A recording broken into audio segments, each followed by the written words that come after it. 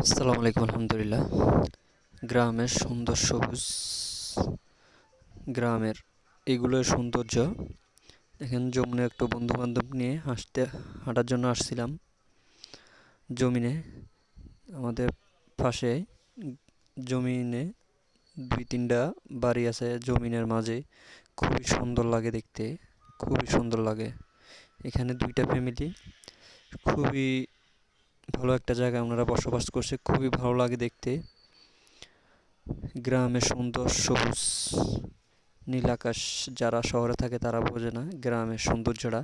যারা গ্রামে থাকে তারাই বোঝে সৌন্দর্যটা কেমন। যারা শহরে থাকে তারা সৌন্দর্যটা অবশ্যই মিস করে, জানি।